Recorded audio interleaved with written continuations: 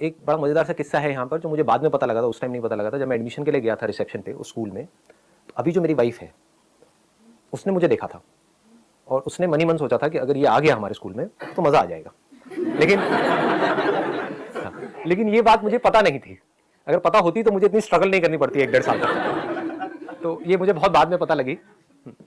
तो वो हमारा पहला कॉन्टैक्ट था, मतलब जब उसने मुझे देखा था, मैंने उसे नहीं देखा था। फिर जब मैं स्कूल में गया और मेरा पहला दिन था, तब जब मैंने भी उसे देखा तो मेरे भी अंदर से कुछ ऐसी ही फीलिंग हुई, काश के व्हाटएवर। लेकिन फिर मैंने कहा नहीं, मेरी औकात से बहुत ऊपर है तो क्योंकि मेरी जो सेल्फ एस्टीम थी वो बहुत ही लो थी। मतलब मैं खुद को इतना गया गुजरा समझता था, इतना बेवकूफ़ समझता था जिसकी कोई हद नहीं है। कि मेरी जो पॉजिटिव क्वालिटीज़ भी थी कुछ ना कुछ, सब में पॉजिटिव नेगेटिव होता है ना, वो भी मुझे नेगेटिव लगती थी। कि मेरे बाल अभी तो थोड़े ब्लैक से दिख रहे हैं आपको, उस टाइम पे काफ़ी ब्राउन होते थे और बड़े से ऐसे फ्लिक निकलता था ये करके, ये ऐसे ऐसे वो बड़े बड़े बाल चलते थे व्हाटएवर।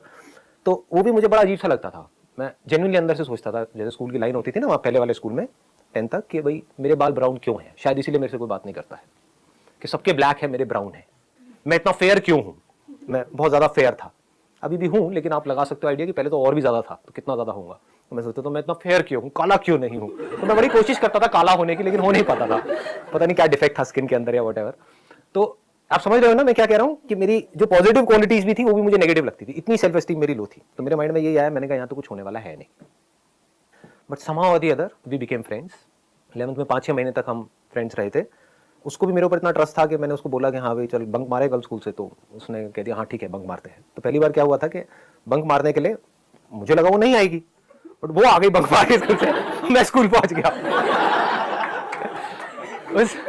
उस गली का नाम आज भी हमने रखा हुआ है 7 से 7:30 वाली गली।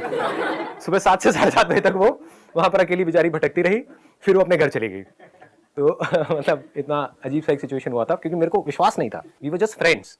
तो मुझे नहीं लग रहा था कि वो आ जाएगी, लेकिन जब मुझे पता लगा तो मैंने कहा भैया ये तो मजे आ गए और क्या चाहिए। हाँ, फिर हमने इकट्ठे स्कूल से बंक मारने शुरू करे थे। अब ये मैं बता तो रहा हूँ आप लोगों को, लेकिन ये अब वैसे स्कूल से तो आप लोग निकल चुके हो।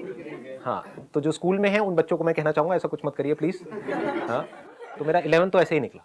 12th स्टैंडर्ड में क्या हुआ कि मेरे अंदर से एक पढ़ने का मेरे अंदर एक कीड़ा आ गया। मैंने बताया भी था अपने एक सेशन में, पावर ऑफ फोकस वाले सेशन में क्या हुआ था, अपने फ्रेंड सुट्टा मार रहा था और ये वो बातें हुई और ऐसे करके, तो अंदर से आ गया कि नहीं यार मेरे को पढ़ना है।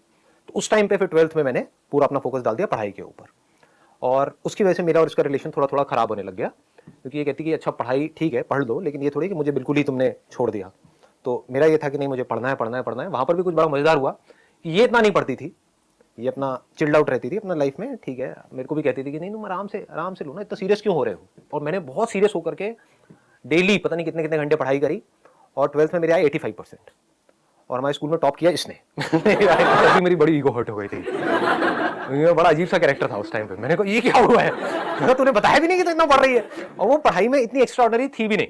मतलब 11th में क्या हुआ था, उसकी 2 सब्जेक्ट में कंपार्टमेंट आ गई थी। ऑल्दो पढ़ाई में अच्छी थी, लेकिन हमारा जो अफेयर था वो फैल गया था पूरे स्कूल में, प्रिंसिपल तक और यहाँ वहाँ।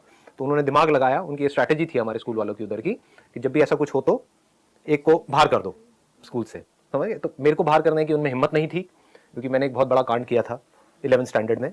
तो वो पूरे स्कूल में सबको पता